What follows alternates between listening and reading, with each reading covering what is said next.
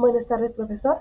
En este caso yo voy a hablar sobre el área protegida del ecosistema del río Amazonas como parte del avance del portafolio. Bueno, como integrantes es Aliada de la Cruz Xiomara. Yo lo decidí hacer de manera individual. Bueno, quise comenzar con algunos datos curiosos del río Amazonas. Bueno, tenemos uno de ellos que se formó hace más de 2.4 millones de años. Asimismo también aporta el 20% de agua dulce que llega al océano. Es el río más caudaloso del mundo. Tiene un río subterráneo, que es el río Hamza, ¿no? Asimismo también cuenta con una variedad de más de 3.000 especies de peces y más de 1.100 afluentes lo alimentan, pues, ¿no? A lo largo de toda su trayectoria. Y bueno, su anchura en estación seca es de 1.6 kilómetros de ancho, pero en una estación húmeda puede llegar hasta los 48 kilómetros. Bueno, continuamos. El río Amazonas está ubicado al sur del continente americano. Nace en Perú, a unos 6.000 metros de altura, y contiene ramificaciones que lo conectan con afluentes provenientes de países como Ecuador, Bolivia, Colombia, Venezuela, Guyana y Surinam, pues, ¿no? Para así atravesar Brasil y poder desembocar en el Océano Atlántico. Su cuenca hidrográfica es de poco más de 6 millones de kilómetros cuadrados, lo que representa casi el 40% de Sudamérica. También es el más caudaloso del mundo, al contener más agua que el Nilo, el Yangtze y el Mississippi juntos. Como cuarto punto tenemos que es alimentado por cerca de más de 1.100 afluentes a lo largo de su trayectoria, a lo largo de sus más de 6.400 metros de longitud. Y se encuentra aproximadamente 192 kilómetros al este del Océano Pacífico. Bien, ahora hablemos un poco más sobre su ecosistema, ¿no?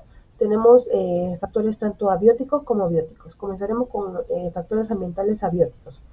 En el río Amazonas cuentan con el número uno, que es el agua, es el componente principal, ¿no? El Amazonas tiene un ciclo hídrico muy activo, con lluvias abundantes en casi todo el año.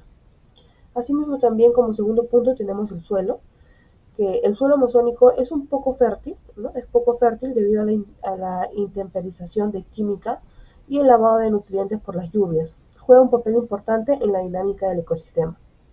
El tercer punto es temperatura. El clima es cálido y húmedo, con temperaturas promedio cercanas a los 25 grados centígrados. Esto favorece el crecimiento rápido de organismos. Como cuarto punto tenemos la luz solar, ¿no? La intensa radiación solar permite una alta tasa de fotosíntesis, esencial para la vegetación acuática y terrestre.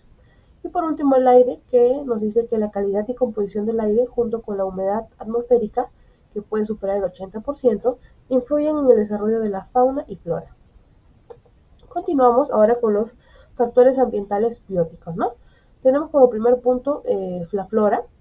Eso está compuesto por árboles gigantes como la ceiba y el caucho, asimismo también como plantas acuáticas como lirios, nenúfares, lechugas de agua. También cuenta con lianas y epifitas, como orquídeas y bromelias, que trepan por los árboles.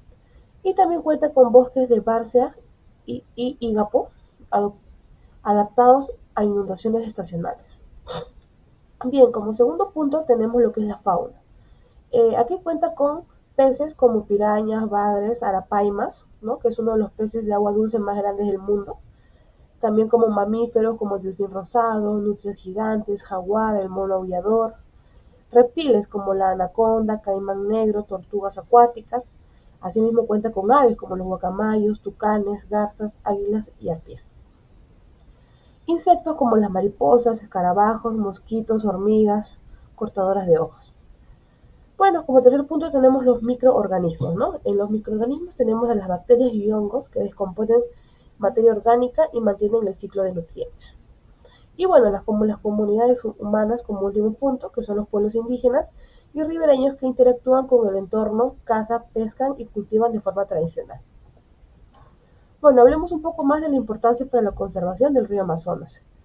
En lo que respecta a la regulación climática laboral, diré global, el Amazonas actúa como un sumidero, ¿no?, de carbono, absorbiendo grandes cantidades de CO2 y ayudando a mitigar el cambio climático. En el punto de reserva de biodiversidad, hablemos de que alberga más del 10% de las especies conocidas del mundo. La conservación de este ecosistema es clave para mantener procesos ecológicos únicos como el pulso de inundación que regula la vida acuática y terrestre. El tercer punto es el sustento de comunidades locales. Miles de personas dependen del río para pesca, transporte, agricultura y medicina tradicional. Su conservación garantiza la continuidad de prácticas culturales y económicas sostenibles. Y el último punto es la protección de recursos hídricos. El Amazonas contiene una quinta parte del agua dulce del planeta, esencial para el equilibrio hídrico regional. Su sistema natural filtra sedimentos y químicos manteniendo la calidad del agua. Bueno, el siguiente punto es el impacto de las actividades humanas en este ecosistema, ¿no? Tenemos como primer punto la deforestación. La tala ilegal y la expansión agrícola han eliminado millones de hectáreas de bosques. Esto provoca erosión del suelo, pérdida de hábitats y liberación masiva de carbono. Como segundo punto tenemos la contaminación del agua, ¿no?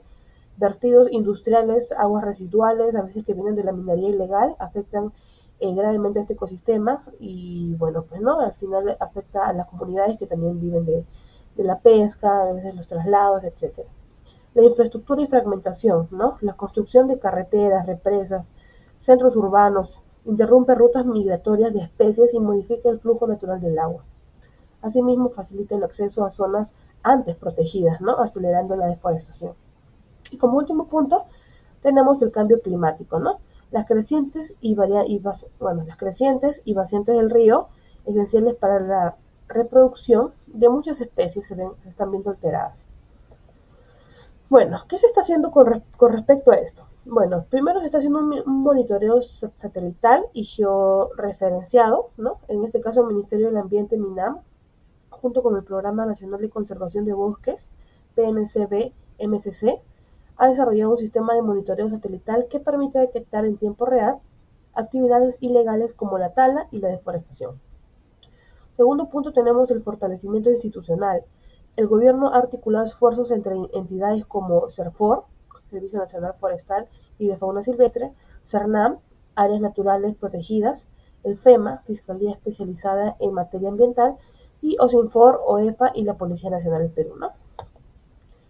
4 ejes estratégicos para combatir la deforestación han sido presentados por el MIMAM. Son ejes que incluyen institucionalidad y gobernanza, ¿no? Creación de unidades de gestión forestal y fortalecimiento de políticas públicas, gestión integral de territorio, zonificación ecológica y económica en todas las regiones para un uso sostenible del suelo, ¿no? Producción sostenible, reforestación de 170.000 hectáreas degradadas y promoción de bionegocios. Como cuarto punto tenemos la cooperación internacional. Perú ha firmado en este año 2025 un acuerdo con países como Noruega y Alemania para reducir emisiones por deforestación y degradación de bosques. Este trabajo incluye capacitación de gobiernos regionales, participación de comunidades indígenas en la protección de sus territorios y promoción de desarrollo bajo en emisiones y políticas locales sostenibles, ¿no? Y por último tenemos la protección de fauna silvestre. SERFOR y CERNAM realizan operativos contra la caza ilegal, el tráfico de especies y la venta de animales silvestres. Bueno, quise agregar aquí noticias sobre el río Amazonas que se están dando en la actualidad. Uno de ellos tenemos que hay un riesgo de emergencia por sequía histórica, ¿no? El CENAMI ha emitido una alerta hidrológica roja en la región de Loreto debido al descenso crítico del nivel del río Amazonas. Actualmente se encuentra en 106.087 metros sobre el nivel del mar, acercándose al mínimo histórico de 105.038 metros registrados en el año 2010. El río está descendiendo a un ritmo de 10 centímetros diarios, lo que afecta gravemente al transporte fluvial, el acceso a alimentos, la salud y la conectividad de comunidades amazónicas.